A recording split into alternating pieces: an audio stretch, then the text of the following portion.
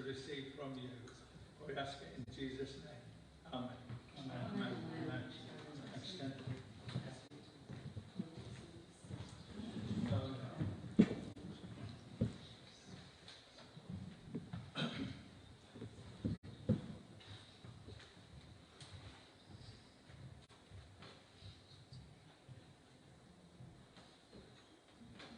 Morning, everybody. Morning. Put the mic on, Terry. Pardon? Put the mic on. I think you can hear me okay. I usually No, do it's for the recording. Yeah. Right. Okay.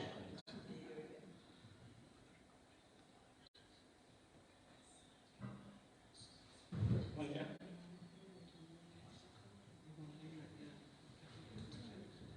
Good. Okay.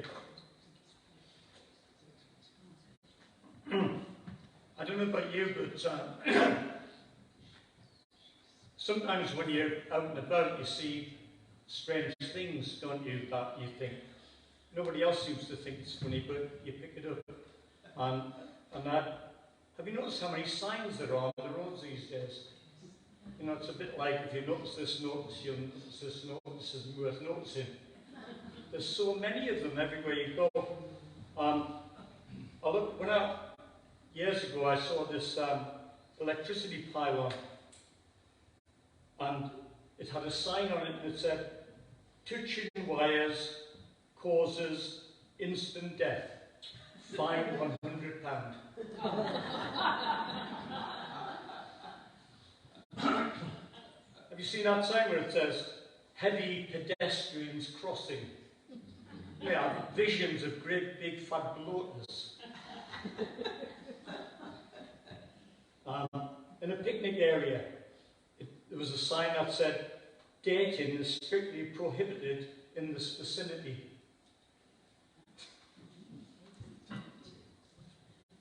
Some of the signs that you see around are really, really difficult to understand. I remember going into a motorway service area and went to the toilet, and there was a sign over the top of the urinal, and it says, "Please don't use the urinal for babies' nappies." And I had a vision of babies walking around with urinals on their bottoms.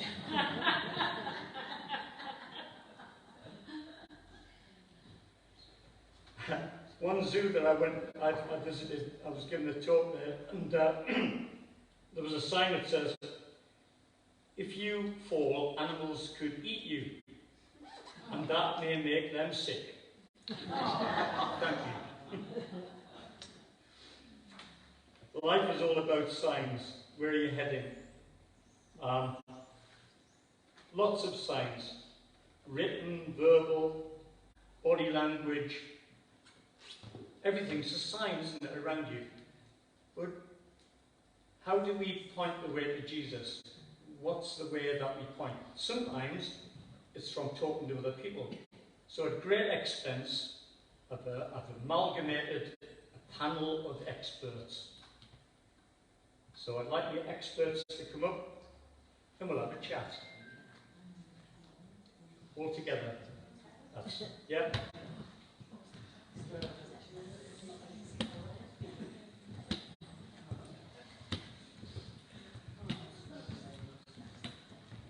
you go.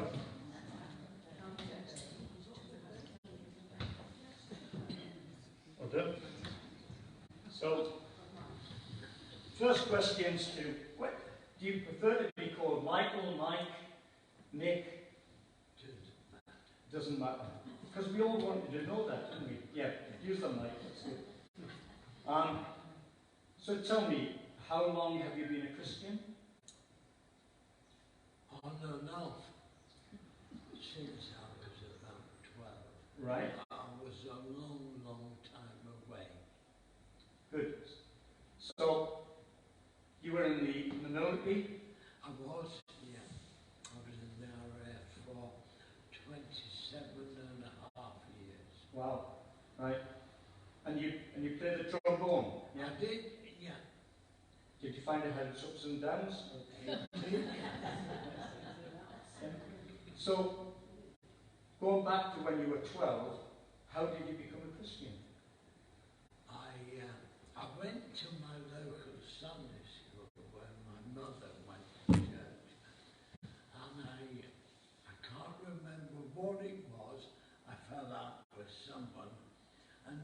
decided I didn't want to go there anymore. My mother said, okay, fine, you don't have to go to my church, but you're going somewhere. And in those days, if your mum said it, you did it. I was in the Scouts at the local Salvation Army, and it was very close, so I went there. And eventually I found Jesus. I'd not found him at Sunday school, but I did that. And that changed my life for a good number of years. Right. So you fell away for a while? How did that come about?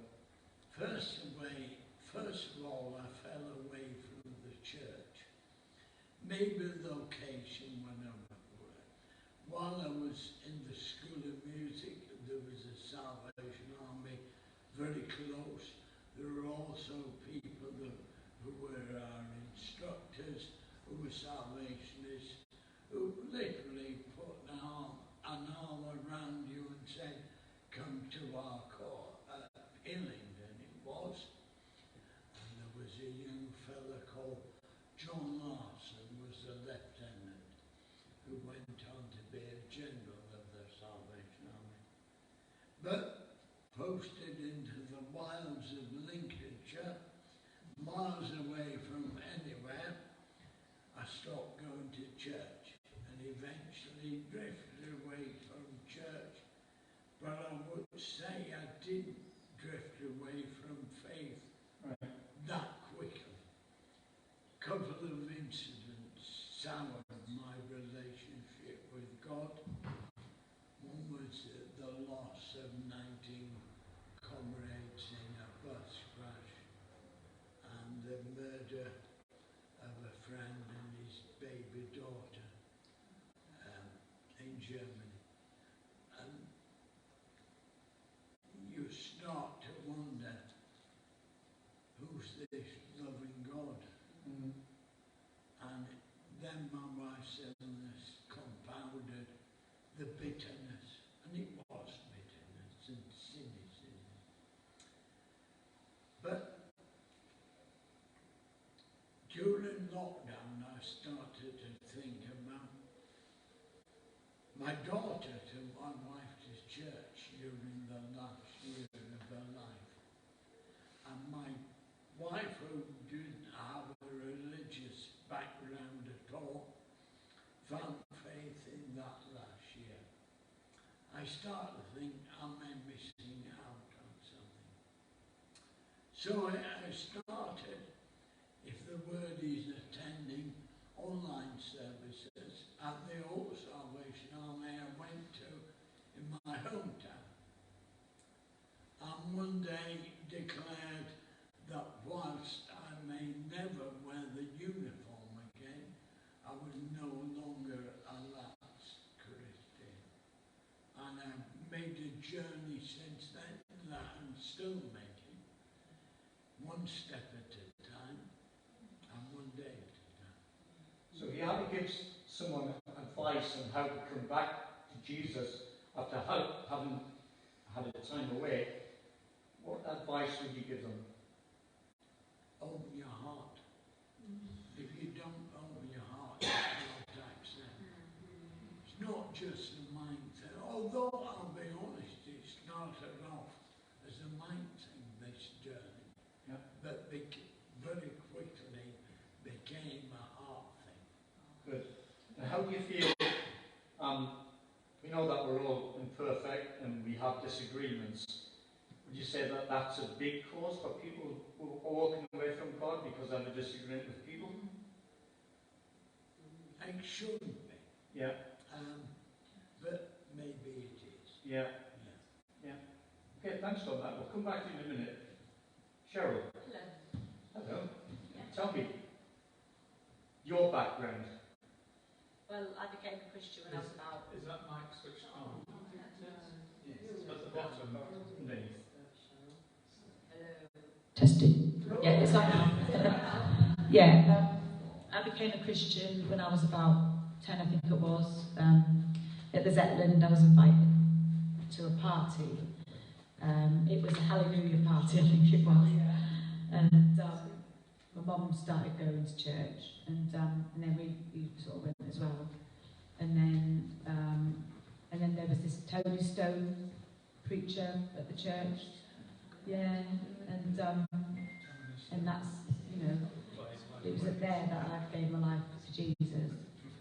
So, and I've been a Christian ever since. I've been, you know, going to church on a regular basis. There's times when I've wobbled a bit and thought, oh, I can't be bothered or whatever. And but I have, you know, gone to church, and I've made sort of recommitments. You know, sometimes if you feel like you've wobbled a bit or gone away a bit, you kind of just recommitting yourself to God and stuff. So I've done that probably a few times. So why do you think that happens? I think sometimes it's easy to drift and, you know, get weary sometimes, and so you need to keep reading the Bible, keep spending time with the Lord, because it's so easy to drift off. There's so many things in the world that can distract you. Even like recently, you know, I'd rather just sort of watch a film or something than have a quiet time. You know, it's so easy to be distracted, you know, and I think you just need to keep every single day, just to keep spending time with the Lord. It doesn't have to be like hours and hours, just praying to God and just looking at, you know, reading the Bible and reading a verse of the day or just a little passage or something, anything, just to keep close to God. Do you think that life sometimes crowds God out? Yeah, life and circumstances sometimes, and struggles, I think, just everyday struggles, and sometimes disappointments and things like that. If you're hoping for something that, you know, you think is from God or something, and you don't get it, and you get the disappointment, you can just like, you get sort of discouraged, and I think that can affect your relationship with God. But God's always got your best interest at heart, and no matter what, if you're hoping to get something from God and you don't get it, you just have to trust in that there's reason, and it might be not the right time, or it might be just a no, or it might be a wait. You have to wait for it, or, you know, there's always a reason. You might not always understand everything, but you just have to trust in God, and no matter what happens, you know, disappointments. Sometimes disappointments are for a reason, because God's got something better or something, and I think I've kind of learned that a lot on my Christian journey, is that, you know, I don't always get the kind of things I hope for, but I just need to trust God no matter what. So, how do you link being a mother and doing the things that you think that's expected of you? how do I link? What you sort of? When you talk, you bring children up, and sometimes do you think that can be a distraction as well, because you've got their interests at heart? Sometimes, yeah, it can be, because you're sort of thinking of your own spiritual walk, but you've also got to think about your kids as well, spiritual walk, and what's good for them. So yeah, it's trying to sort of balance it, because sometimes, you know, like say for me, I feel better in this church, but for the kids, like Adam, he goes to Influence Church, and it's like what I need is different to what my kids might need. So, so it's a bit of a juggling act sometimes with the kids and with me, my own development, and then the kids, what they need as well. So. Tell me about work. Oh, works. Well, I've had 6 weeks off, but I'm going back on Tuesday. But that's good, you know. And I'm working at Mowbray School as a teaching assistant in a special needs school, so that's really good. I'm enjoying that. It's quite tiring, and you know, but I enjoy it, you know. And but at the minute, I haven't had a massive. I've told people that I'm a Christian, but I haven't done any massive like witnessing or anything yet. But I've made a couple of friends, and there's I'm friends with a girl who lives in Melton who goes to church. I'm not sure how her faith is, whether it's a strong faith or whether it's just kind of what she does, you know. But I've made some friends that, you know, and hopefully in fact, I work with somebody who lives in Colburn, so I'm hoping that if I tell her about the stuff that's going on here, that she'll come along one of these days. She doesn't believe, and she's quite bitter because of stuff in the past, because she lost a nephew or something. So her faith, she doesn't really believe, but hopefully something will draw her to here, you know, she just lives down there. So. Do you think God had a role in you getting this job?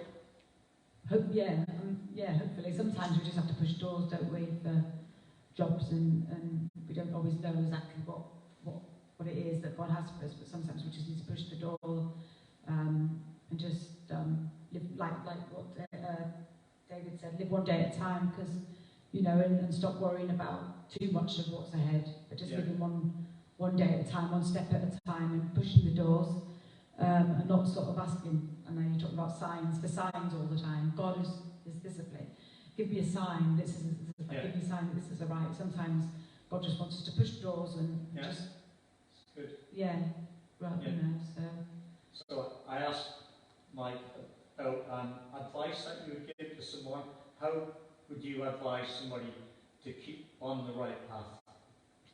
Just, you know, ask God to reveal Himself, and just to, you know, just listen to worship music, listen to, you know, Christian music, and just read read just like certain parts of the Bible. I mean, obviously don't read Leviticus because that's a bit heavy, but read something like, you know, the New Testament, the Gospels, or the Psalms. Psalms could be really lovely and comforting, and I think I would probably recommend they read either the New Testament or the Psalms, just to you know, and to put their hope in Jesus no matter what, even if they feel far, far away. God's not far away, God's close to them, and even if they feel really distant, but just to try and just pray. Sometimes just like arrow prayers up to heaven. Sometimes you think, oh God, you know, help me, or speak to me, and God, sometimes, you know, He'll just strengthen you, and He'll speak to you in ways that you wouldn't expect. So the music, obviously you've got a real you've got a lot in common. So how does that help you, do you think? Well, I love to listen to like worship songs on YouTube every morning, and just the lyrics of some of the songs are just so encouraging, and just help me to just really tune into God. You know, if I'm, you know, because there's so many things, my life's so busy and distracting that just listening to songs and just closing my eyes, just focusing on the lyrics, that, you know, God's our anchor and we're not alone and He's with us.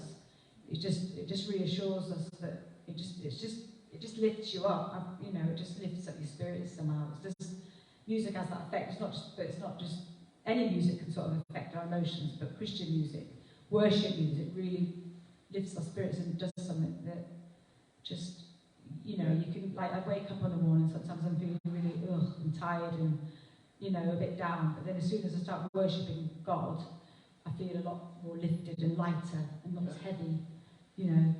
So, and sometimes it takes effort, you know, but once I do it, then I feel a lot better, sort of thing. So, and it gets me ready for the day, you know. So I found that quite a lot. So how did it come about that you got involved in worship? Well, Helen and Andrew taught me a lot of music, and I started just really doing my own playing music and stuff. And then just church and just writing songs and things like that, and learning to play the piano. So I just, you know, and then I started, the first time I led worship, I've always been in the worship team. I was singing, or, you know, mainly singing at the beginning of it, the first time I started being in the worship team. And then this was at Zetland, and then in Warsaw, when I moved to Warsaw at the Dells, I was in the worship team.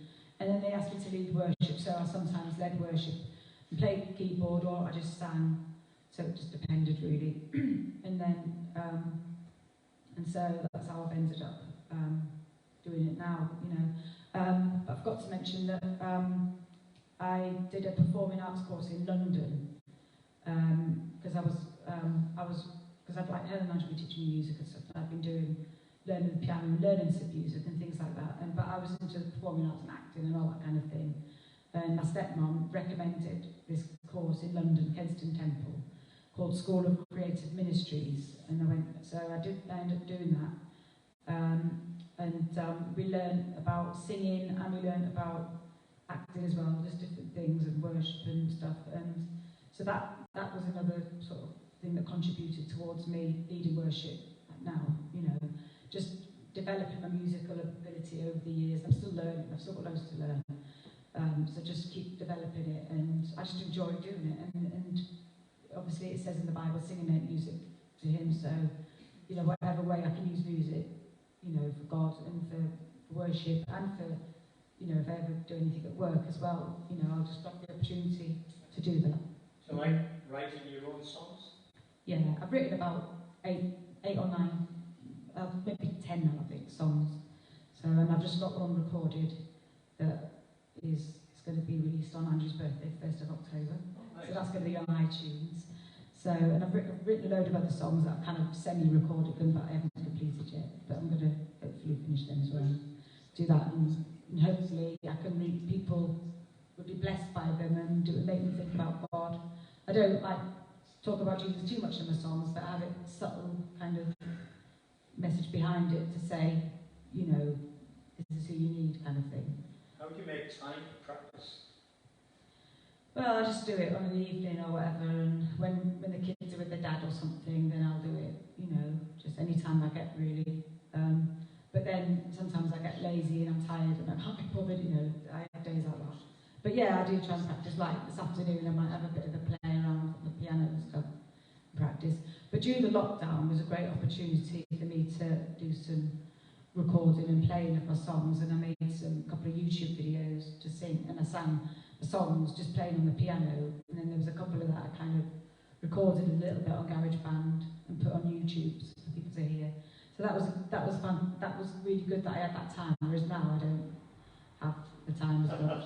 So like this song that I just finished, it took me ages, and I thought I could only do like one song a year because it takes ages, doesn't it? It's really hard, and it's still not exactly how I want it, but you know, I just want people to hear the songs really and get them out there.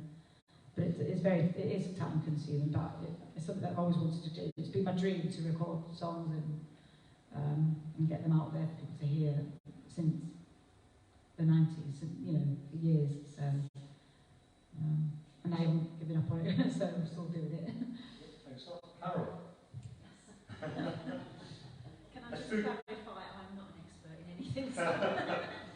I threw Carol in at the deep end because the third member of the panel isn't here. So Carol volunteered, didn't you? Well, I volunteered, you had to put my arm way up my back, but yeah. So, where do you come from, Carol? Right, originally, as you can tell by the accent, I'm from Dagenham, which is East London, Essex area. Born and bred, and my family were all born and bred there. My dad was a Cockney, although he didn't sound like one. Yeah, most of my family from the East End. So how did you come to be here this morning? I've known Joan now for many years, and used to come up and see them because they lived in Dagenham, as you probably know, and I knew them there at the church. And then when they moved up, I used to come up and visit. And about 4.5 years ago, I moved up to Stafford, in Staffordshire, and so they've been to see me a few times. Obviously, with lockdown, this is the first time I've been up for about 3 years, so it's nice to come back up again, have a change of scenery. So how did you become a Christian? I was taken to church, both my parents, well, my dad actually became a Christian when I was a baby, because my mum wanted us dedicated, and my dad was brought up in the Church of England, and he thought because he'd been christened that he was all right, sort of thing. But my mum wanted us dedicated in the church, so that's how they sort of came to the church, really. And then, so me and my brother were brought up in the church, and I was probably about 13 when I made my first sort of commitment to God, really, and got baptised and that. And then over the years, sort of very similar to the others here, things sort of happened, quite life-changing things happened that I really struggled to deal with and to understand. And it did lead me to sort of, not exactly turn my back, but go away and really struggle with things a lot. So yeah, it's sort of, I'm still on my way trying to get back, really. I wouldn't say I'm 100% back, but I'm a work in progress, I suppose you should say. Oh, you're... yeah, and yeah, so that's where I am at the moment. So, you brought up a family down in the Smoky area? Not all of them. I've got my son, I he left Dagenham and moved up to Cheshire, and he was actually a youth pastor in the church there, and we used to sort of come up and see him and everything, and we were in a church in East London. The main church in Dagenham, we planted a church in Stepney in East London, Right, yeah. so we used to go there and help with that. And then that unfortunately had to sort of came to an end after a few years. But I couldn't, I don't know, things had happened and I couldn't bring myself to go back to the church just at that point. So I sort of drifted along a bit, and then my son had been saying to me for years, "Mum, you should move up, you should move away." And I was like, "Oh, I can't, you know, there seem to be so many obstacles really," and not obstacle, this sounds really bad, not that my mother's an obstacle, but it was just, she was born and bred in Dagenham and lived there all her life, and there was no way I thought she'd ever move. And she always used to say, "I'll go feet first at my house." So I used to say to Ben, like, "There's no point in," I said, "Nan, I can't leave my mum down there, because obviously there's only me and my brother, he's in America, so it was me sort of looking after him, that when my dad passed on." So I said to him, "Oh, I can't, you know." And then, again, through circumstances and things that happened to me, I started thinking about it again and what a difference it would be to me, mainly financial, to be honest. And I just sat with my mum one Sunday and was chatting to her, and she said it was almost like a little switch flicked on in her head, and she sort of said, "Yeah, I'll come." And I was like, pick me up off the floor, somebody.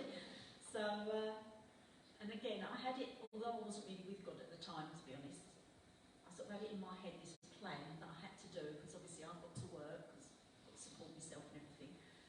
So I was like, right, I'm going to have to go up first, I'm going to have to get a job, I'm going to have to find a house, then I'll have to move my mum up, you know, and I had it all sort of planned out. And it didn't happen like that at all.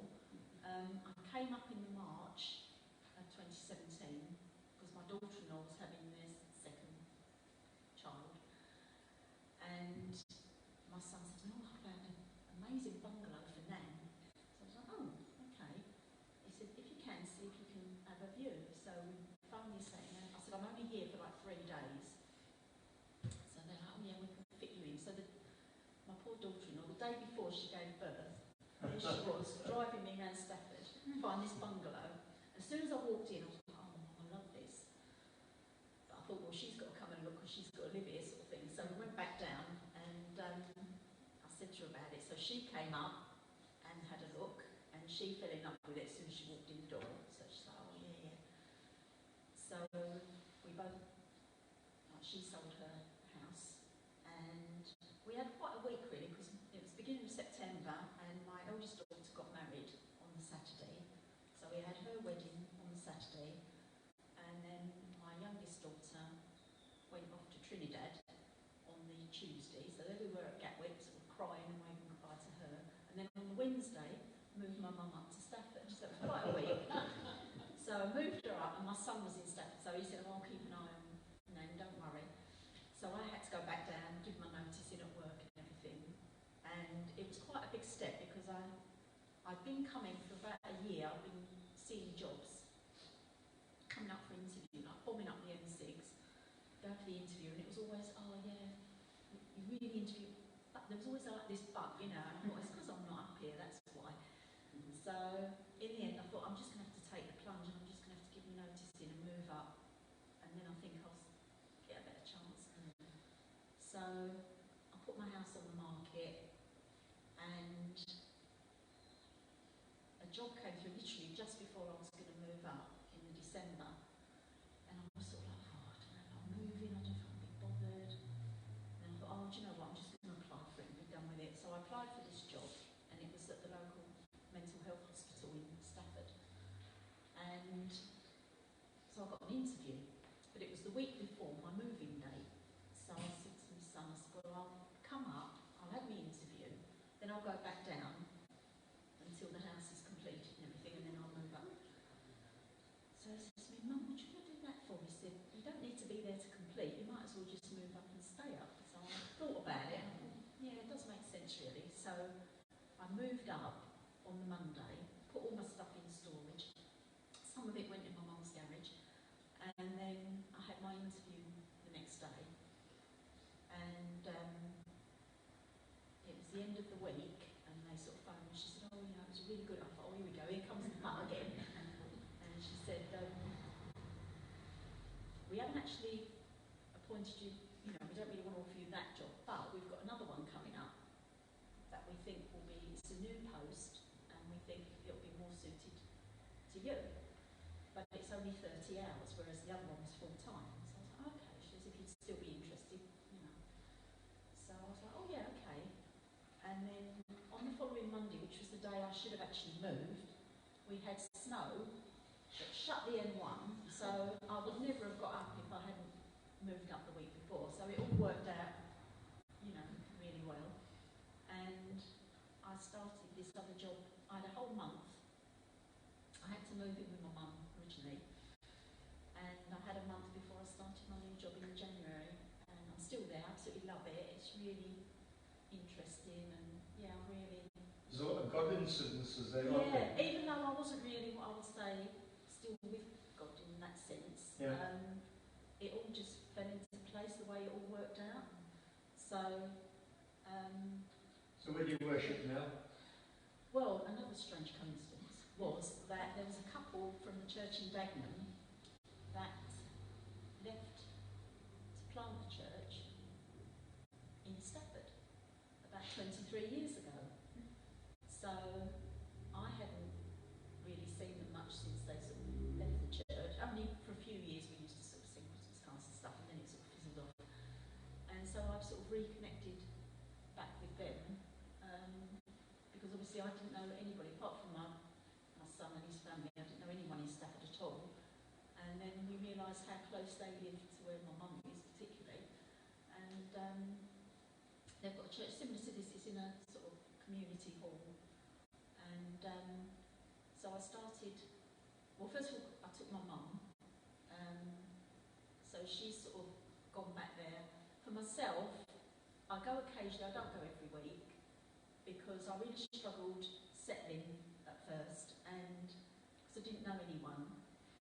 So I joined like a social group, and they do walking, and it tends to be on Sunday mornings. So it's lovely over Cannock Chase, so we go for lots of walks and stuff. And I've made some friends now, so I do feel more settled now. But then obviously lockdown happened, but I found that I was able to go online and sort of watch the services online. So I still sort of kept that connection, you know. And funny enough, last week myself and my mum went to Dave Millane, this couple went to their house. So I do still sort of keep in touch with them and that. So yeah. So you visited here a few times. Yes, yeah. What would you say were the positive things about our church here? I think the friendliness is really, everyone's always been really friendly every time I've come up. And it's amazing how even this morning talking to people that sort of know either Dagenham or, is it Jeff? No, Jeff, sort of where my son used to be in Cheshire and that sort of thing. So it's really nice to have those connections with people and talk about places where people actually know where you're talking about. So, I know Cannock Chase because I used to live down in Walsall. oh, right, okay, yeah. So that's good. Cheryl, what will you say? Grab the mic and positive things about church here? Well, it's just, you know, everyone's really friendly and it's a nice, relaxed atmosphere. So it's really nice, you know, and it's just good. And it's, you know, I'd be glad, it'd be nice to get involved in the community, and I like the fact that they want to help the community and Ukraine things and stuff. So it's really good. You think I could be myself here. You know, I think everyone's just, they're themselves, they're not trying to... Christian in action. They're not trying to be, you know, but just being real, something like that. Church without walls. Yeah. It's important, isn't it? Yeah, definitely, yeah. Mike, what do you think? The friendliness of everyone here, the open arms they meet you with, and they, not every week it's true, but most weeks the Holy Spirit is here, particularly last week when